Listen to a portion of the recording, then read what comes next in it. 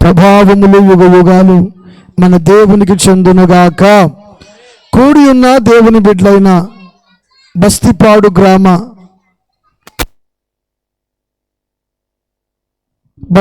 గ్రామ దేవుని ప్రజలకు, సంఘ పెద్దలకు, కూడి వచ్చిన విశ్వాసులైన మీ అందరికీ పేరట అందరికీ వందనాలండి. అందరికీ వందనాలు. బాగున్నారా? నేను ఇది వరకు ఒకసారి వచ్చా, గుర్తుపట్టినారా? నన్ను ఎవరైనా చూసారా? 2 3 చూశారు, పర్లేదు. దేవునికి స్తోత్రం. హల్లెలూయా. దేవుని మహాకృపను బట్టి మరొకసారి దేవుడు మీ మధ్యలో నన్ను నిలిపినందుకు దేవాది దేవునికి కృతజ్ఞత స్తుతులు చెల్లిస్తున్నాను. హల్లెలూయా. మీరు మీ కుటుంబాలు క్షేమంగా ఉండాలని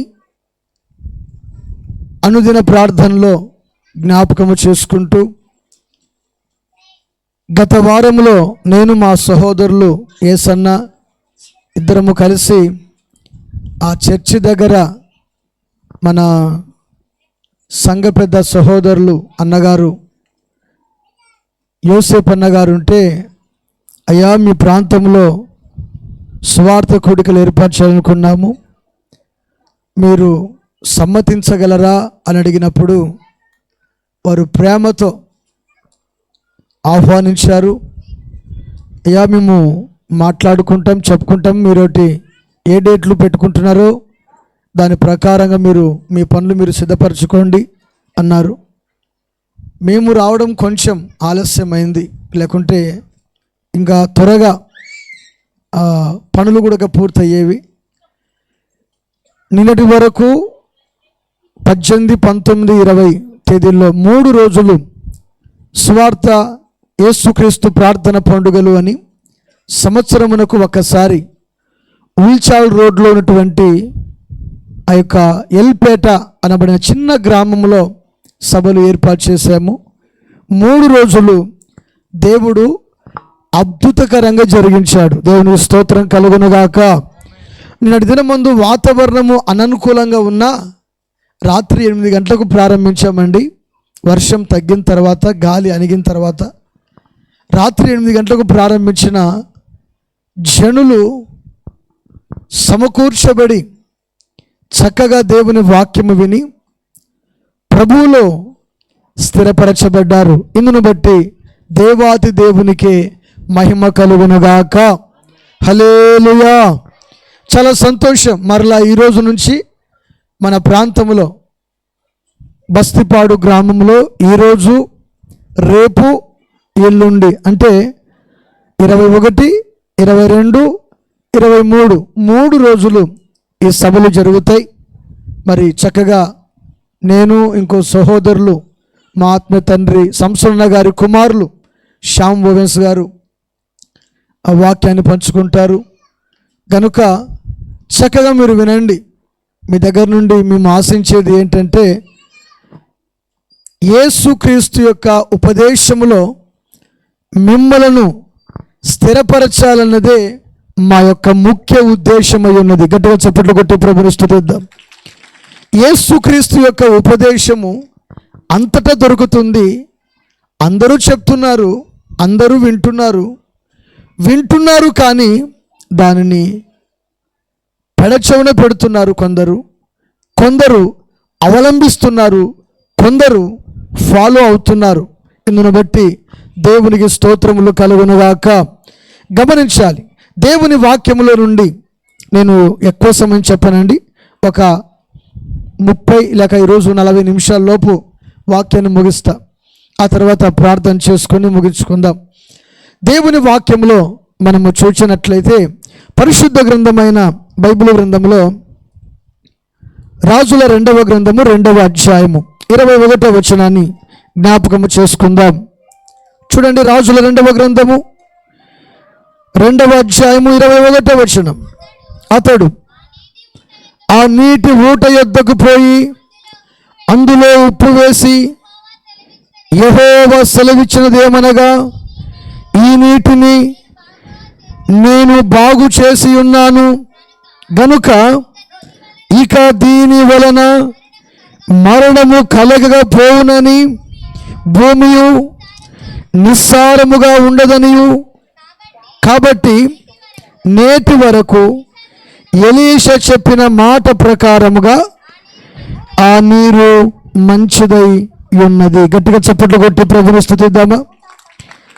గమనించాలి, మనము చదువుకున్నటువంటి ఈ వాక్య భాగ చరిత్ర బహుశా మీలో చాలామందికి తెలిసి ఉంటుంది. అయితే కొంచెం నేను ఈ మాటను గురించి వివరిస్తా. దైవజనుడైన ఏలియా దేవుని యొక్క సన్నిధికి ఆరోహణను వెళ్ళిపోయిన తర్వాత ఏలియా మరణమును చూడకుండా అగ్ని రథాల మీద పరలోక రాజ్యానికి కొనిపోతాడు. దేవునికి స్తోత్రం కలుగునుగాక. ఎవరు కొనుపోబడ్డారు? ఏలియా ఎవరు అంటే ఆయన ఒక ప్రవక్త, దేవుని సేవకుడు. ఆయన దేవుని పని తప్ప మరి ఏ పనియో చేయడు. ఆయనకున్నది ఏంటంటే ప్రభు యొక్క పని సంపూర్ణముగా ముగించుటయు, ప్రభు యొక్క పనిలో రాత్రింబగలు ఉండటయు తనకున్నటువంటి ఒక విశేషమైనటువంటి అలవాటు. దేవుని కొరకు, ఇశ్రాయేలు దేవుడైన యెహోవా కొరకు రోషముగా నిలబడినటువంటి ఒకే ఒక ప్రవక్త ఇశ్రాయేలీయుల ప్రవక్త ఏలియా. గమనించాలి, ఈ ఏలియా దేవుని యొక్క సేవకునిగా ఒక గొప్ప ప్రవక్తగా పరిపాలించేటువంటి ఆ దినాల్లో దేవుని సేవకుడైన ఏలియా ఒక శిష్యుణ్ణి కోరుకుంటాడు. దేవుడు అభిషేకించమంటాడు. ఈ అభిషేకించమన్న తర్వాత ఈ శిష్యుడు ఎవరు అంటే ఎలీషా. ఎవరంటైనా ఎలీషా ఎవరు అంటే ఏలియా తర్వాత ఎవరు వచ్చారు? ఎవరు వచ్చారు? ఎలీషా వచ్చాడు. ఏలియా మొదటి ప్రవక్తగా అక్కడ ఉన్నాడు. తర్వాత రెండవ ప్రవక్తగా ఎలీషా ఉన్నాడు. ఈ ఎలీషా ఎవరు అంటే దేవుని సేవకుడు. ఈ ఏలియా కింద పరిచర్య చేసేటువంటి ఒక పరిచారకునిగా ఉండి ఏలియా అగ్ని రథాలతో పరలోక రాజ్యానికి ఆరోహణుడై వెళ్ళిపోయిన తర్వాత ఎలీషా మాత్రము విడిచిపెట్టబడి అక్కడే ఉంటాడు. అయ్యో నా దైవజనుడా, అయ్యో మమ్మల్ని ఏలువాడా, మమ్మల్ని విడిచిపెట్టి వెళ్ళిపోతున్నావా అని ఈ ఏలియా వెంట పరిగెత్తుదామనుకున్నాడు. కానీ అగ్ని రథాలు ఇంతలోనే పైకి అతన్ని కొనిపోయాయి. ఇంతలో ఎలీషా విడిచిపెట్టబడతాడు. ఎలీషా విడిచిపెట్టబడిన తర్వాత సరాసరి యెరికో ప్రాంతానికి చేరుకుంటాడు. స్తోత్రం చెప్పండి మంచిగా ఒకసారిగా. హల్లెలూయా చెప్పండి. బోలో యేసు మహారాజుకి, దేవునికి మహిమ కలుగును గాక. ఈ ఎలీషా ఎక్కడికి చేరుకుంటాడు? అర్థమవుతుందా? ఎక్కడికి చేరుకుంటాడు? యెరికోకు చేరుకుంటాడు. ఈయన యెరికోకు చేరుకున్న తర్వాత యెరికో ప్రాంతము చూడడానికి అందముగా కనబడుతుందంట. ఎలా కనబడుతుందంట? ఎలా కనబడుతుందంట? అందముగా కనబడుతుంది, రమ్యముగా కనబడుతుంది. కానీ ఆ ప్రాంతపు యొక్క నీరు మంచివి కావు. ఏది మంచిది కాదు? ఊరు చూడడానికి బాగానే ఉంది, ప్రాంతము చూడడానికి బాగానే ఉంది, మనుషులు చూడడానికి బాగానే ఉన్నారు. ప్రాంతము చూడడానికి, మనుషులు చూడడానికి బాగానే ఉన్నారు. కారణం ఏమిటంటే ఆ ప్రాంతంలో అన్నీ బాగానే ఉన్నాయి, కానీ నీళ్ళు మంచివి. ఏది మంచిది కాదు? నీళ్ళు మంచివి కావు. చూడండి, ఉప్పు నీరు ఎంతమంది తాగలుగుతారా? చేదు నీళ్ళు ఎంతమంది తాగలుగుతారా? అయ్యా పురుషులు చెప్పాలా, తాగలుగుతారా? ఇప్పుడు నీ ఇంటి పక్కనే బోరింగ్ పంపు ఉంది, అది కొడితే నీళ్ళు వస్తాయి, కానీ ఉప్పు నీళ్ళు.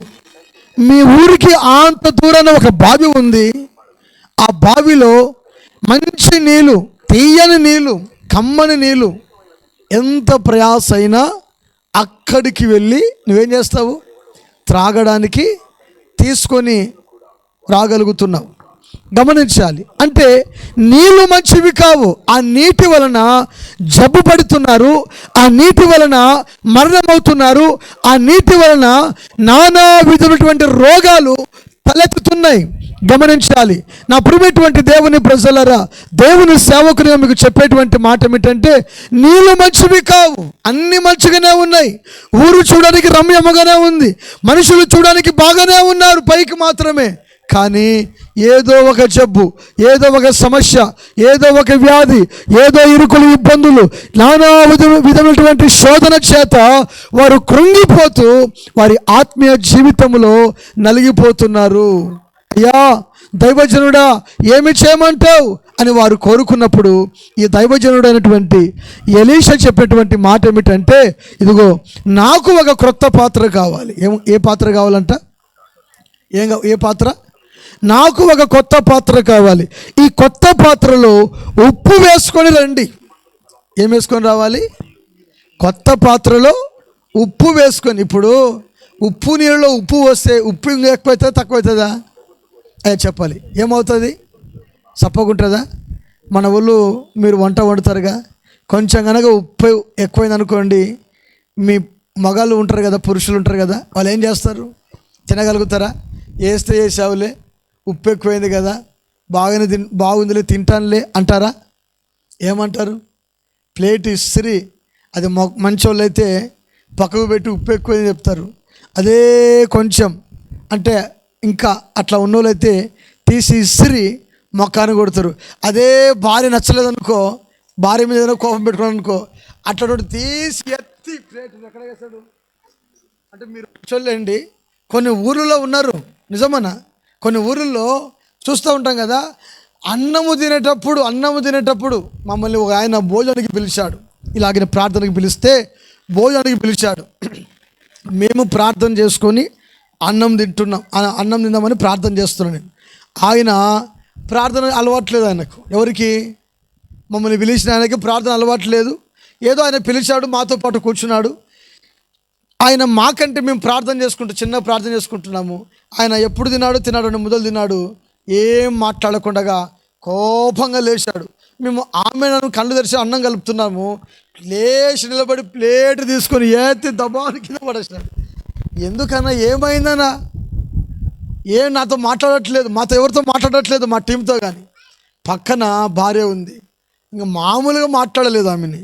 ఎందుకంటే తర్వాత తెలిసిన విషయం ఏంటంటే, మేము తిన్నాము, అంత మాకేం అనిపించలేదు. ఆయనకు కొంచెమైనా కానీ కోపం ఎక్కువ. గమనించాలి.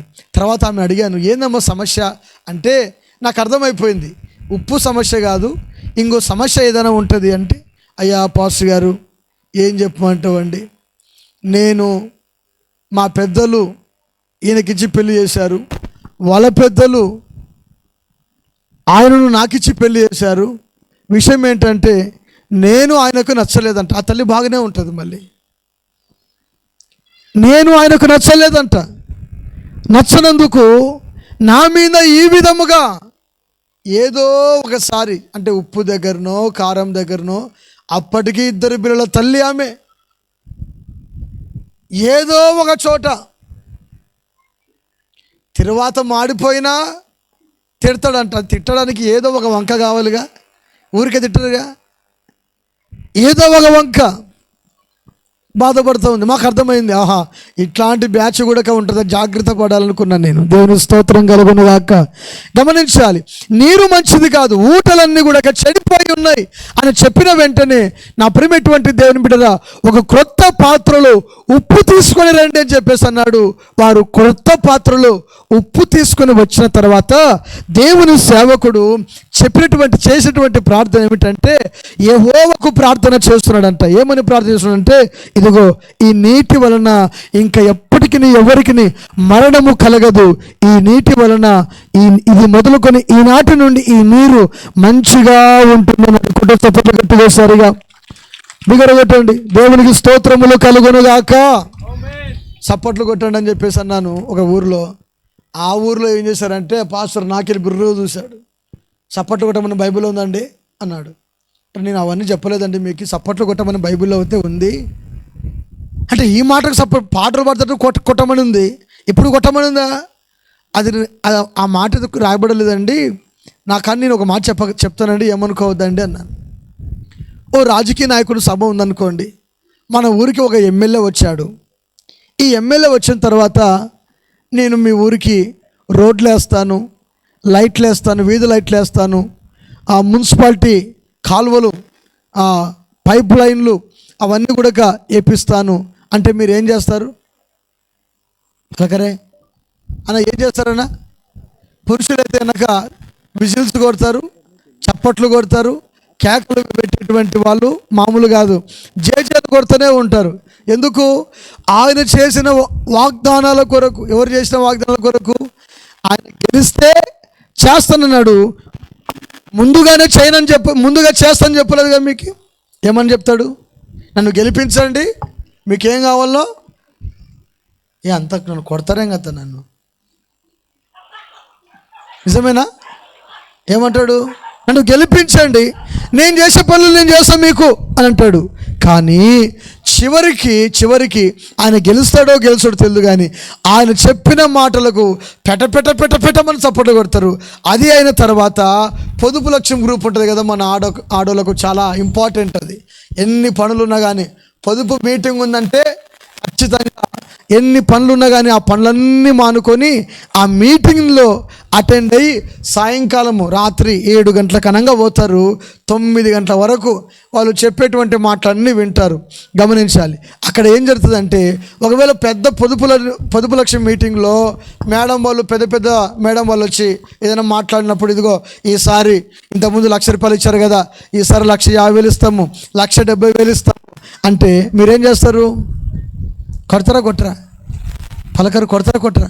అంటే భౌతిక సంబంధమైనటువంటి మనుషులకు, వ్యక్తులకే నువ్వు చప్పట్లు కొడుతున్నావే, ఆత్మ సంబంధమైనటువంటి దేవాది దేవుని యొక్క మాటకు నీ గుండెలో ఆ వాక్యము స్థిరపరచబడేటప్పుడు నీవెందుకు చప్పట్లు కొట్టకూడదు?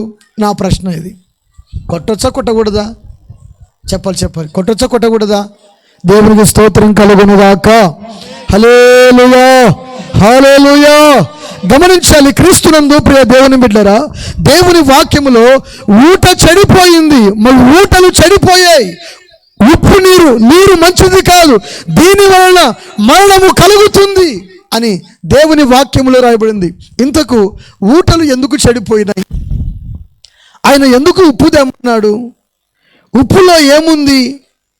గమనించాలి. దేవుని వాక్యంలో యేసుక్రీస్తు ప్రభువారు సెలవిచ్చేటువంటి మాట, ఉప్పు మంచిదే, ఉప్పు నిస్సారమైతే అది దేని నుండి సారము పొందుకోలేదు, అది బయట పారవేయబడి మనుషుల చేత త్రొక్కబడుతుంది. కనుక ఉప్పు మంచిదే. మీరు మీ మాటలు కానీ ఉప్పు వేసినట్లు రుచిగా ఉండాలన్నాడు. కొట్టు చప్పట్లు గట్టిగోసారిగా. మీ మాటలు కానీ మీ సంభాషణ కానీ ఉప్పు వేసినట్టు రుచిగా ఉండాలి అని దేవుని వాక్యం సెలవిస్తుంది. గమనించాలి. ఈ ఉప్పును గురించి ఎలీషా గారు ఎందుకు ఈ మాట మాట్లాడినారంటే, ఉప్పు మానవుని యొక్క మార్పుకు సాదృశ్యంగా ఉంది. కొట్టు చప్పట్లు గట్టిగోసారి. దేవునికి స్తోత్రములు కలుగును గాక.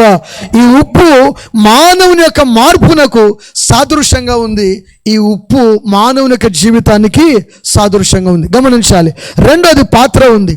ఈ పాత్ర దేనికి సాదృశ్యంగా ఉందంటే, క్రొత్త పాత్ర, క్రొత్త నిబంధన అనగా యేసుక్రీస్తు ప్రభువారు రాబోతున్నారు. హల్లెలూయా. యేసుక్రీస్తు ప్రభువారు రాబోతున్నారు. అందుకని క్రొత్త పాత్ర కావాలి. ఈ క్రొత్త పాత్రలో ఉప్పు వేసుకొని తీసుకురండి అంటే, క్రైస్తవుడు మానవుడు క్రొత్త పాత్ర అనబడిన యేసు రక్తముతో నువ్వు కడగబడాలి. హల్లెలూయా.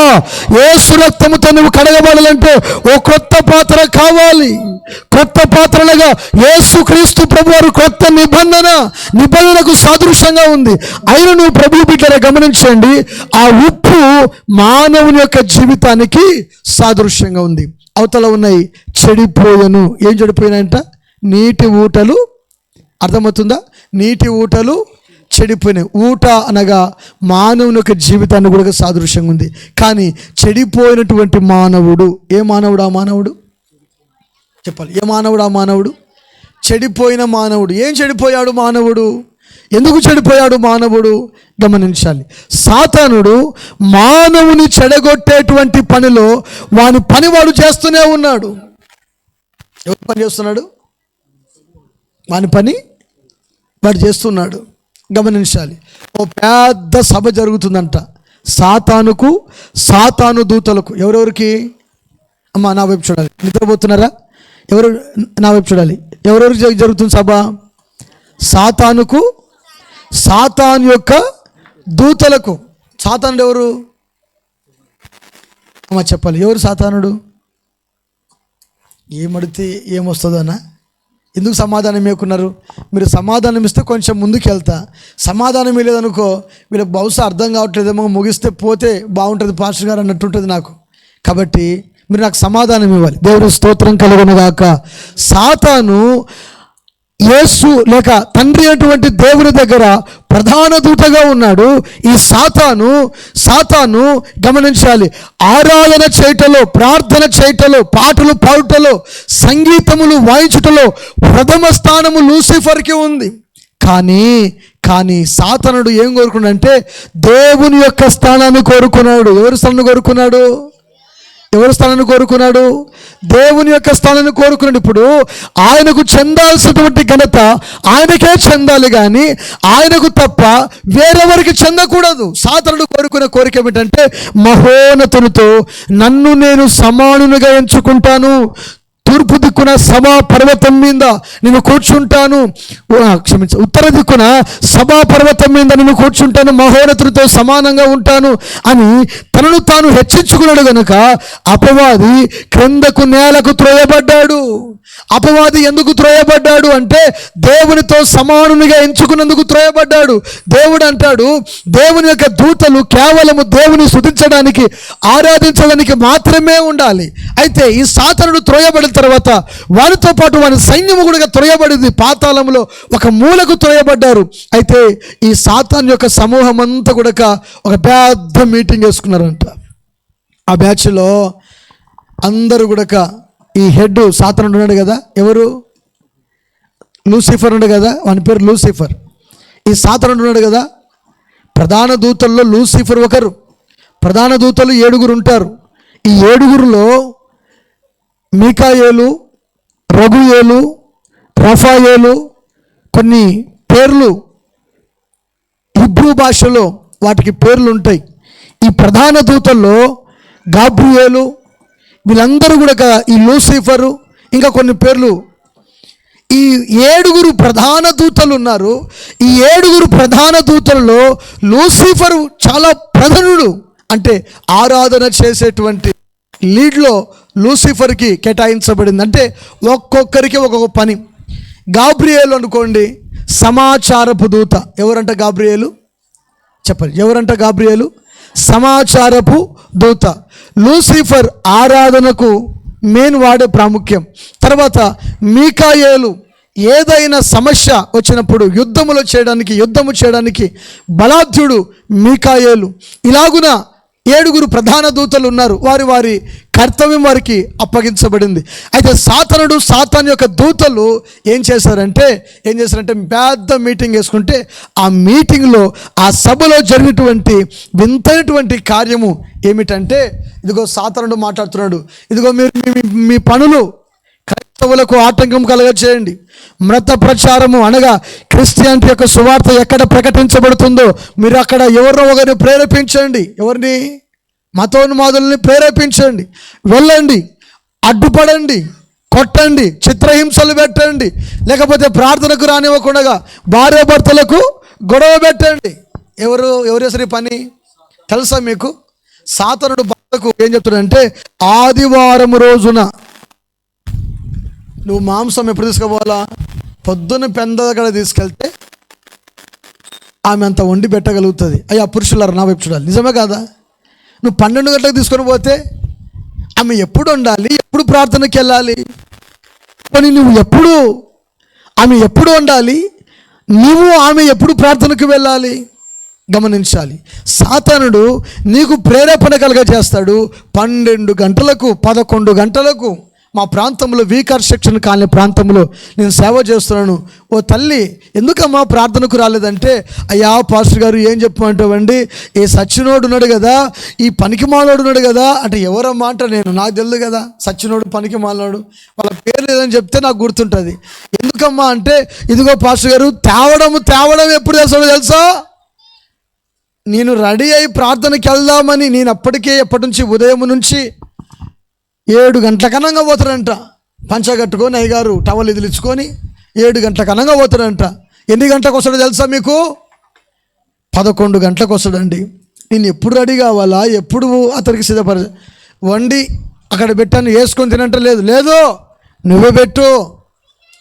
ఇట్లా ఉంటుందండి. ఆయనకు వండి ఆయనకు పెట్టేసరికి 12:30 అవుతుందండి.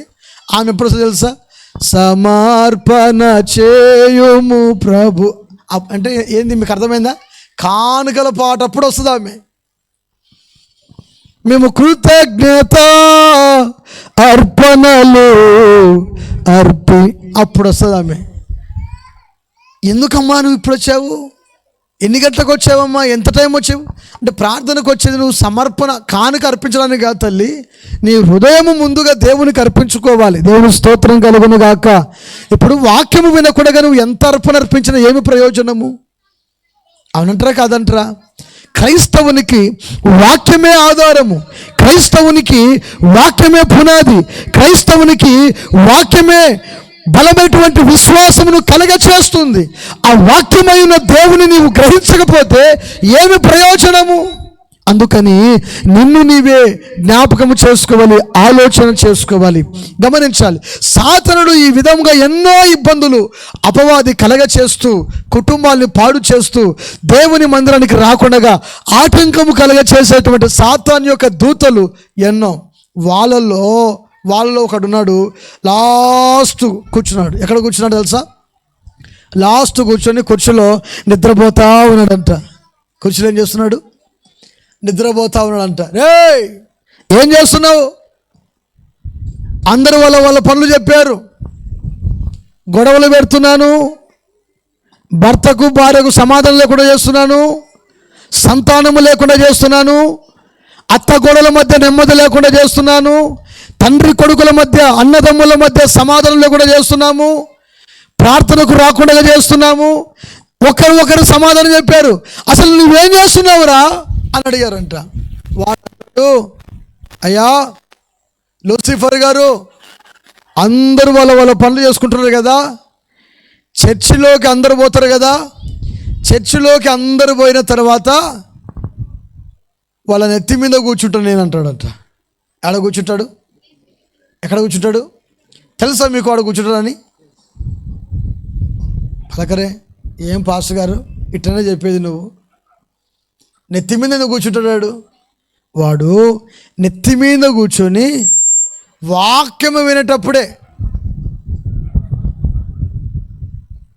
ఎప్పుడు వాక్యము వినేటప్పుడే కురుగుపాట్లు, అవసరమైతే ఒక దూలం ఉందనుకోండి చర్చిలో, ఆ దూల అనుకో గోడకో బండకో అనుకొని అయ్యగారు కానీ అమ్మగారు కానీ, మా చర్చికి ఒక ఆయన వస్తాడు, ఆయన ఏం లేదు కుర్చీలో కూర్చుంటాడు. ఇంకా కుర్చీలో కూర్చొని బాగా అంటే వినేటట్టుగానే ఉంటాడు, కానీ కూర్చొని ప్రశాంతంగా పాటు పడుతూ ఉంటాడు. ఓహో అపవాది వచ్చినట్టున్నాడు రావాడు చర్చిలోకి, ఎవరు నిద్రపోలేదు, ఆయన ఒక్కడే నిద్రపోతున్నాడని నేనేం చేస్తానంటే, ఏమయ్యా పెద్ద ఆయన నిజమేనా అంటే అప్పుడు లేస్తాడు. చెప్పండి సార్ అంటాడు. ఇదిగో నా వైపు చూడాలి, వాక్యం వినాలి అని నేను కొంచెం మెలకువలు వాళ్ళకు చెప్తా ఉన్నప్పుడు శ్రద్ధ పెట్టగలుగుతారు. అంటే అపవాది మొదటి నుంచి కూడా మనుషులను పాడు చేస్తూ ఉంటాడు, చెడగొడుతూ ఉంటాడు. అందుకని నీటి ఊటలన్నీ కూడా చెడిపోయి ఉన్నాయి, అందులో ఉప్పు వేయబడాలి. కొత్త పాత్రలో ఉన్నటువంటి ఉప్పు గమనించాలి. ఈ పాత్రలోని ఉప్పు ఎప్పుడైతే ఆ నీటి ఊటలో వేయబడిందో గమనించాలి, ఆ నీరంతా కూడా పరిశుద్ధపరచబడి మంచిగా అయినదంట. కొట్టు చప్పట్లు కొట్టివేశారుగా. దేవునికి స్తోత్రములు కలుగునుగాక. ఆ నీరు ఎప్పుడైతే మంచిదైనదో ఆనాటి నుంచి ఈనాటి వరకైనా కానీ యెరికో ప్రాంతంలో ఆ నీటి వలన ఎవరికి మరణము కలగట్లేదంట. ఆ నీరు మంచిగా ఉన్నదంట. హల్లెలూయా, హల్లెలూయా. ఊహలు నాదు ఊటలు నా యేసు రాజా నీలోనే ఉన్నవి, ఊహలన్నీయు నీదు ఆశ్చర్యక్రియలు. ఆమేన్. ఉప్పు వేసిన వెంటనే ఊట అక్షయత పొందుకొని మధురముగా మార్చబడడానికి గల కారణం ఏమిటంటే కొత్త పాత్రలో ఉన్న ఉప్పు. ఈ కొత్త పాత్రలో ఉన్నటువంటి ఉప్పు మారు మనసు పొందిన వ్యక్తికి సాదృశ్యంగా ఉంది. కొత్త పాత్ర ప్రభు అయిన యేసుక్రీస్తుకు సాదృశ్యంగా ఉంది. యేసుక్రీస్తు ప్రభువారు అందులో పోయబడ్డారు. అప్పుడు ఆ ఉప్పు వేసిన వెంటనే ఊట అంతా కూడా అక్షయత నుండి, పరిశుద్ధత నుండి ఆ ఊట వలన ఎవరికి కూడా ఎలాంటి మరణము కలగట్లేదు. క్రీస్తునందు ప్రియ దేవుని బిడ్డరా, దేవుని సేవకునిగా నేను మీకు చెప్పేటువంటి మాట ఏమిటంటే ఊటలు చెడిపోయాయి. గమనించాలి. ఎందుకు ఊటలు చెడిపోయినాయి? కారణం ఏమిటంటే జీవజల ఊట అయిన యేసుక్రీస్తు ప్రభువారిని విడిచిపెట్టారు. ఎవరు విడిచిపెట్టారు చెప్పాలి? ఎవరు విడిచిపెట్టారు? నేను ముగిస్తా, ఇంకొక 15 నిమిషాల్లో ముగిస్తాను. ఎవరు విడిచిపెట్టారు? జీవజల ఊట అయిన యేసయ్యను విడిచిపెట్టారు జనులంట. రండి బైబిల్ గ్రంథంలోనికి నాతో పాటు చూద్దాము సరిగా. ఇర్మియా రాసినటువంటి గ్రంథము 2వ అధ్యాయము 13వ వచనం. నా జనులు 2 నేరములు చేసి ఉన్నారు, జీవ జలముల ఊటనైనా నన్ను విడిచి ఉన్నారు. తమ కొరకు తొట్లను అనగా బద్దలై నీళ్లు నిలువని తొట్లను తొలిపించుకొని ఉన్నారంట. ఎవరంట? జనులు 2 నేరాలు చేశారు. ఆ నేరాలలో ఒకటి ఏమిటంటే చక్కని యొక్క శ్రేష్టమైనటువంటి ఆ మాట 21వ వచనంలో వ్రాయబడినటువంటి మాట ఏమిటంటే, క్షమించాలి తల్లి, 13వ వచనం 2:13. నా జనులు 2 నేరములు చేసి ఉన్నారు, జీవజల ఊటనైన నన్ను విడిచి ఉన్నారు. తమ కొరకు, ఒకటి జీవజల ఊట అని రాయబడింది, రెండోది తమ కొరకు నీళ్లు నిలువని తొట్లను, అంటే పగిలిపోయినటువంటి కుండలను వారు చేసుకున్నారు. ఏ పాత్రలు చేసుకున్నారంటే వాళ్ళు పగిలిపోయినట్టు. ఇప్పుడు నీళ్ళు నిలవాలంటే నీ గచ్చులో, గచ్చ అంటారా సంప అంటారా? ఏమంటారు మీరు అమ్మా? గచ్చ అంటారు, సంప అంటారు కదా. ఇంకా ట్యాంక్ అనుకుందాం. అటు నీళ్ళ డ్రమ్ము పగిలిపోయింది అనుకోండి, అందులో ఎన్ని నీళ్లు పోసినా నిలబడగలుగుతాయా? చెప్పాలి, పురుషులు చెప్పాలి. నిలబడగలుగుతాయా? ఎన్ని నీళ్లు పోసినా కానీ నీళ్లు నిలవని తొట్లను వారు తొలిపించుకున్నారు. నీళ్లు నిలువని తొట్లు తొలిపించుకున్నారు. అంటే 2 నేరాలు చేశారు. ఆ 2 నేరాల్లో ఏమిటంటే మొదటి నేరము జీవజల ఊట అయిన యేసుక్రీస్తు ప్రభువారిని విడిచిపెట్టారు. సమరయ స్త్రీతో యేసుక్రీస్తు ప్రభువారు మాట్లాడుతున్నారు, ఇదిగో అమ్మా, నీవిచ్చేటువంటి నీళ్ళు నువ్వు త్రాగితే నాకు మరలా దప్పిక అవుతుంది. ఇదిగో నేను ఇచ్చేటువంటి నీళ్ళు నువ్వు త్రాగితే ఇంకెప్పుడు దప్పికొనవు. నీ కడుపులో ఎల్లప్పుడూ ఊరేటువంటి జీవజల నదులు నీ కడుపులో ప్రవహిస్తాయని యేసుక్రీస్తు ప్రభువారు సెలవిచ్చారు. హల్లెలూయా. జీవజల నదులు ప్రవహిస్తాయంట. ఎప్పుడు ప్రవహిస్తాయి? యేసయ్య మాట ఎవరైతే వింటారో వాళ్ళ హృదయాల్లో, వాళ్ళ కడుపుల్లో ఏం ప్రవహిస్తాయంట? జీవజల నదులు ప్రవహిస్తాయి, జీవజల ఊటలు ప్రవహిస్తాయి. గమనించాలి, ఇక్కడ జీవజల ఊట అయినా నన్ను విసర్జించారు, విడిచిపెట్టారు. నన్ను మాకెందుకండి ఆ దేవుడు? మాకేమవసరం అండి? మాకు లేరా? మాకున్నారుగా, మాకు ఈయన కావాలా? ఏమవసరం అండి అని మాట్లాడేటువంటి వాళ్ళు కూడా లేకపోలేదు. గమనించాలి, జనులు చేసినటువంటి నేరం ఏమిటంటే విడిచిపెట్టుట. అనండి అందరూ సరిగా. ఎవరు విడిచిపెట్టారు? ఎవరిని విడిచిపెట్టారు? ప్రార్థనకు రాకుండగా, ఆదివారమైనా ప్రార్థనకు పోకుండా మనం ఉన్నామనుకో, దేవుని విడిచిపెట్టినట్లే.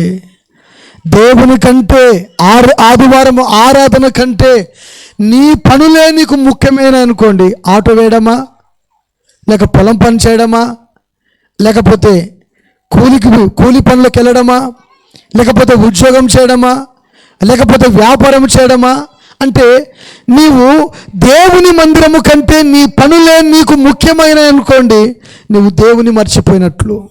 ఎవరు మర్చిపోయినట్లు? అయ్యా నా వైపు చూడాలి. ఎవరు మర్చిపోయినట్లు? దేవుని మర్చిపోయినట్లు, దేవుని విడిచిపెట్టినట్లు. దేవుని ఎప్పుడైతే వారు విడిచిపెట్టారో, మర్చిపోయారో, జీవజల ఊటటువంటి దేవుని విడిచిపెట్టారో, వారి కుటుంబాలన్నీ కూడా నెమ్మదిగా ఉండవు, సమాధానముగా ఉండవు, ఆశీర్వాదకరంగా ఉండవు. గమనించాలి. జీవజల ఊట అయిన యేసుక్రీస్తు ప్రభువాన్ని మనము వెంబడించే వ్యక్తులుగా ఉండాలి. హల్లెలూయా.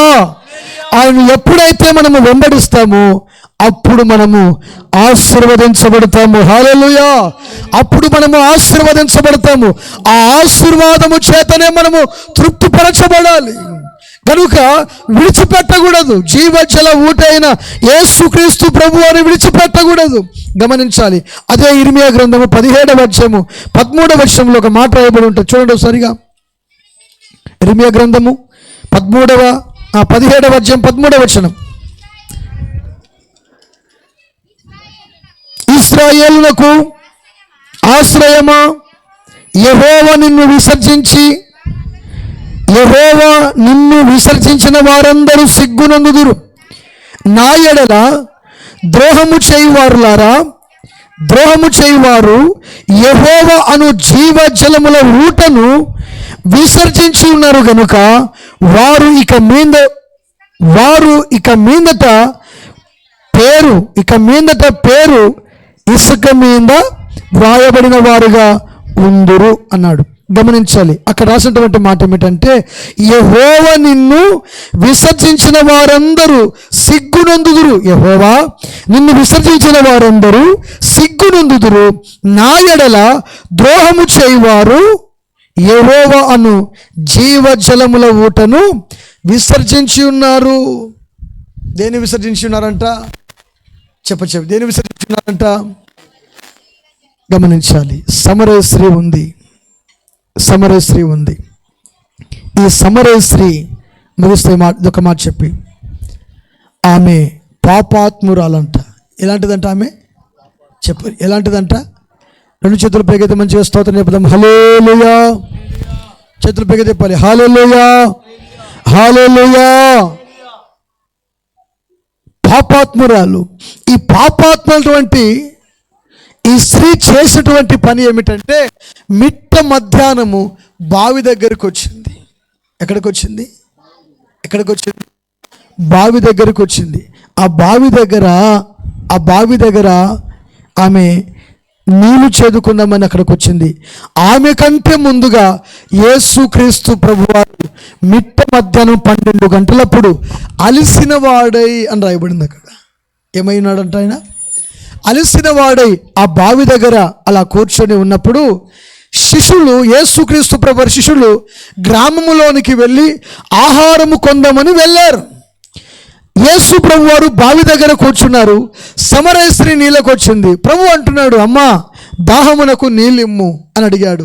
ఆమంటది, మీరు యూదులు, మేము సమరయులం, మీకును మాకును సాంగత్యం ఎంత మాత్రమును కుదరదు, వీలు కాదు గనుక, ఎంత మాత్రం వీలు కాదు గనుక ఇదిగో నేనిచ్చేటువంటి నీళ్ళు నువ్వు త్రాగకూడదు, నీవిచ్చేటువంటి నీళ్ళు నేను త్రాగకూడదు, ఈ బావి లోతైనది, మా పితరులది అని ఏవేవో చెప్పుకుంటూ వచ్చింది. ప్రభు అంటున్నాడు అమ్మా, ఈ బావి లోతైందా? నీ జీవితమే పాపముతో లోతులో నువ్వు కోరుకుపోయినావా? నీవిచ్చే నీళ్ళు మరలా తప్పికవుతుంది. నేనిచ్చేటువంటి నీళ్ళు నువ్వు త్రాగితే ఇంకెన్నడూ కూడా దప్పికొనవు. గట్టిగా చప్పట్లు కొట్టి ప్రభుని స్తుతిద్దాం. ఈ మాట ప్రభు చెప్పినప్పుడు జీవజల ఊట అయిన యేసయ్యను ఆమె కోరుకుంది. దేవునికి స్తోత్రం కలుగునుగాక. ఎవరు తల్లి?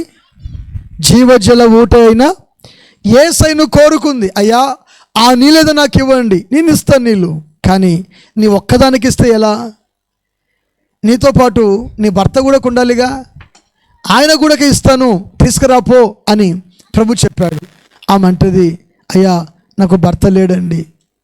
నిజమే, నాకు భర్త లేడన్న సంగతి వాస్తవమే. ఇప్పుడున్న భర్త కూడా నీ భర్త కాడు. ఇప్పటికే నీకు 5 మంది భర్తలు ఉండి వారిని వదిలేసావు, అది కూడా నాకు తెలుసు అని ప్రభు ఆమె గురించి చెప్పేసరికల్లా ఆమె చేతిలో ఒక కుండ ఉన్నది. ఏమున్నది ఆమె చేతిలో? అర్థమవుతుందా? ఆ బావి దగ్గర పాపము అనబడిన కుండను అక్కడ విడిచిపెట్టి సమరయ గ్రామంలోనికి వెళ్ళి, నేను చేసినవన్నీ నాతో చెప్పిన యేసయ్యను మీరు వచ్చి చూడండి అని వెర్రి కేకలు వేసుకుంటూ గ్రామంలో ఆమె సంచరించిందండి. కారణం ఏమిటంటే ఆమె జీవజల ఊట అయిన యేసయ్యను కోరుకుంది. జీవజల ఊటైన యేసుక్రీస్తు ప్రభునందు విశ్వాసం ఉంది. ఆమెలో ఉన్నటువంటి విశ్వాసము ఆమెను రక్షించింది. ఆమెతో పాటు గ్రామస్తులందరినీ కూడా ప్రభులోనికి నడిపించిందంట. కొట్ట చప్పట్లు గట్టివేశారుగా. గ్రామస్తులందరినీ ప్రభులోనికి నడిపించింది. గ్రామంలో ఉన్న వారందరూ కూడా యేసుక్రీస్తు ప్రభు వారిని అంగీకరిస్తున్నారు. ఎవరిని అంగీకరిస్తున్నారు? ఎవరిని అంగీకరిస్తున్నారు? యేసుక్రీస్తు ప్రభు వారిని సొంత రక్షకునిగా వాళ్ళు అంగీకరిస్తున్నారు. అమ్మా, యేసు ప్రభు నమ్ముకున్నావా? అయ్యా, యేసు ప్రభు నమ్ముకున్నావా? లేదండి, ఇప్పుడు కాదులేండి, మా దేవుడు కాదులేండి, ఇంకా సమయం ముందులేండి, ఇంకా టైం ముందులేండి, నిదానంగా మారుతామండి, నిదానంగా నమ్ముకుంటామండి, నిదానంగా విశ్వసిస్తామండి అని అంటే సమయము లేదు. నేడు రేపు ప్రభు మేఘాల మీద రాబోతున్నాడు. దేవుడు తన కొరకు ఏర్పాటు చేసుకున్నటువంటి తన సంఘమును రెప్పపాటున సంఘమును పైకి తీసుకుని వెళ్ళిపోతాడు. రెప్పపాటున సంఘము ఎత్తబడుతుంది. ఎత్తబడినటువంటి సంఘము మధ్యాకాశములో గొర్రెపిల్ల వివాహోత్సవంలో పాల్పొంపులు పొందుతుంది. విడిచిపెట్టబడినటువంటి పరిస్థితి ఇదిగా లోకములో ప్రజలందరిది. అప్పుడు జనులు 7 ఏళ్ల శ్రమల కాలంలో ఉంటారు, శ్రమలు అనుభవిస్తారు, భయంకరమైనటువంటి వేదనకు గురవుతారు. అందుకని సువార్త ప్రకటించబడుతున్నప్పుడే మారు మనసు పొందాలి, పాప క్షమాపణ పొందాలి, యేసుక్రీస్తు ప్రభునందు విశ్వాసం ఉంచాలి. ఎప్పుడు? సువార్త ప్రకటన వినబడుతున్నప్పుడు. అవునంటారా కాదంటారా? చెప్పాలి. సువార్త వినబడుతుందా లేదా? మీ కొరకు మిమ్మును ప్రేమించి యేసు రమ్మనుచుండు మినిస్ట్రీ ద్వారా ఇదిగో సువార్త స్వస్థత సభలు ఏర్పాటు చేయబడినాయి. ఇది మొదటి రోజు. ఇదిగో ఇంకా 2 రోజులు ఉన్నాయి. మీతో పాటు అనేకులను ఈ స్థలానికి తీసుకురండి. దేవుని వాక్యం వినిపింపచేయండి. మారు మనసులు కలగచేయండి. పాపక్షమాపణ కలగచేయండి. వారికి బాప్తిస్మాలు ఇప్పించండి. ప్రభువులో వారిని స్థిరపరచండి. హల్లెలూయా. ప్రభువులో వారు ఎప్పుడైతే స్థిరపరచబడతారో వారి కుటుంబాలు ఆశీర్వదించబడతాయి. వారి కుటుంబాలు ఆశీర్వదించబడమే కాదు, వర్ధులమే కాదు, గమనించాలి, నెమ్మదిగా సమాధానముగా ఉంటారు. గనుక జీవజల ఊట అయిన యేసుక్రీస్తు ప్రభు వారిని విడిచిపెట్టక ఆయనతో పాటే మీరు ఉందురుగాక. ఆ జీవజల ఊట అయిన యేసుక్రీస్తునందు మీరు విశ్వాసం ఉంచుదురుగాక. హల్లెలూయా, హల్లెలూయా.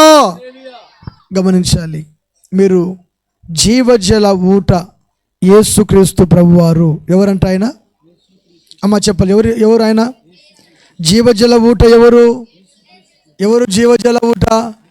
యేసుక్రీస్తు ప్రభువారు. ఊటలు చెడిపోయిన జీవితాల్ని బాగు చేసే దేవుడు యేసుక్రీస్తు ప్రభువారు. గనుక ఆయన దగ్గరికి వద్దాం, ఆయన మాట విందాం, ఆయనకు లోబడదాం. ఆయన కృప సమాధానము మీకు మీ కుటుంబాలకు తోడుగా ఉండునుగాక. ఆమేన్. చిన్న ప్రార్థన. ప్రేమగల తండ్రి, పరిశుద్ధుడైన దేవ, ఇంతవరకు నీ మాటలు వినండి బిడ్డలందరినీ దీవించండి, ఆశీర్వదించండి, వర్ధిల్ల చేయండి. వారి కుటుంబాలు నీ సన్నిధిలో స్థిరపరచి ఆశీర్వదించమని యేసుక్రీస్తు నామములో ప్రార్థన చేస్తున్నాను తండ్రి. ఆమేన్.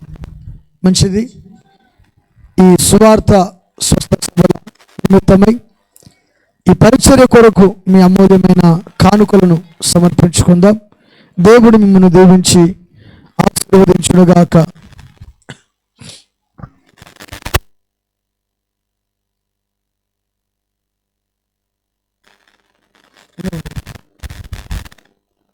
ఇది నా తీర్మానము, నీ సాక్షిగా ఉంటానని, నీ సేవకై జీవిస్తానని, నీ సాక్షిగా ఉంటానని, నీ సేవకై జీవిస్తానని, ఇది నా తీర్మానము, ఇది నా తీర్మానము. మార్తి అమ్మకి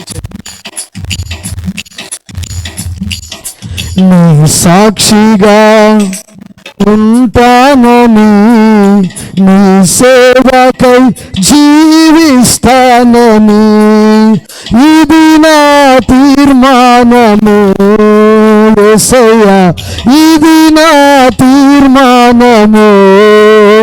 కలతలు కన్నీళ్ళలో, కలిమిలేములలో, కలతలు కన్నీళ్ళలో, కలిమిలేములలో, కన్నీటి కడలిలో, కష్టాల కరవుబు నుండి, కన్నీటి కడలిలో,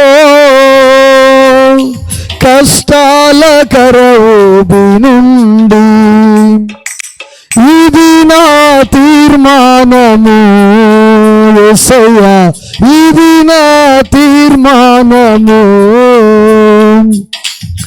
బాధలు బలహీనతలో, వేదన శోధనలో, బాధలు బలహీనతలో, వేదన శోధనలో, కృంగిన వేళలో కృప చూపి నడిపిన నా యేసయ్యా, కృంగిన వేళలో కృప చూపి నడిపిన నా యేసయ్యా, ఇది నా తీర్మానము యేసయ్యా, ఇది నా తీర్మానము. నీ సాక్షిగా ఉంటానని, నీ సేవకై జీవిస్తానని, నీ సాక్షిగా ఉంటానని, నీ సేవకై జీవిస్తానని, ఇది నా తీర్మానము యేసయ్యా, ఇది నా తీర్మానము. హల్లెలూయా. మంచిది. క్రీస్తునందు ప్రియ దేవుని ప్రజలారా, సువార్త స్వస్థత సభలు మేము ఆలస్యంగా ప్రారంభించిన మీరు ప్రేమతో మరి ఇంతగా కూడి వచ్చినందుకు దేవుడు మిమ్మును మీ కుటుంబాలను ఆశీర్వదించునుగాక. అయినను ఈ మొదటి రోజు ఇంత చక్కగా దేవుని మాటలు విన్నారు. రేపు సరిగ్గా 6:30కే సభ ప్రారంభిస్తాం, లేక 7కంతా సరిపోతే 7 గంటలకు రాగలుగుతారా? మీరు ఎన్ని గంటలకు రాగలుగుతారు? స్త్రీలు చెప్పాలమ్మా, రాగలుగుతారు 7 గంటలకు? అయ్యా పురుషులు సంఘ పేదలు 7 గంటలకు సరిపోతుందా?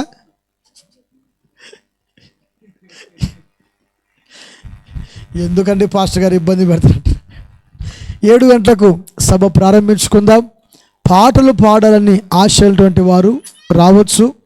ముందుగానే వచ్చి చక్కగా రేపు లీడింగ్ ఉంటుంది అన్న పాస్టర్ గారు, రేపు అన్న సాక్ష్యం కూడా ఉంటుంది. అన్న మంచి ఓకే అన్న సాక్ష్యం, అన్న పేరు యేసన్న, మంచి ప్రార్థన పరుడు, దేవుని స్వార్థికుడు. అన్న సాక్ష్యం కూడా ఉంటుంది. సాక్ష్యం అయిన తర్వాత మీ కొరకు పరిశుద్ధాత్ముడు సిద్ధపరిచిన ఓ అద్భుతమైనటువంటి వర్తమానమును నేను మీతో ఒక గంట సేపు వర్తమానం పంచుకుంటాను. అది అయిన తర్వాత మీ కొరకు ప్రార్థన చేస్తాను. ఈరోజు ప్రార్థన చేస్తాను, స్వస్థ ప్రార్థన చేస్తాను, రేపు కూడా ప్రార్థన చేస్తాను. మీకు తెలిసిన వారందరినీ కూడా మరి తీసుకొని రావాల్సిందిగా మనవి చేస్తున్నాను. విత్తబడిన కానుకల కొరకు ప్రార్థన చేసేవారు సంఘ పెద్దలు అవకాశం ఇస్తున్నా. మీరు ఎవరైనా కానీ నాకు పేరు తెలియవు గనక యోసేపన్న ముందుకు వచ్చి ప్రార్థన చేద్దరండి. కానుకల కొరకు మీ ఇష్టం, ఒకవేళ మీ బ్యాచ్లు ఎవరైనా ఉన్నా కానుకల కొరకు ప్రార్థన చేదురండి.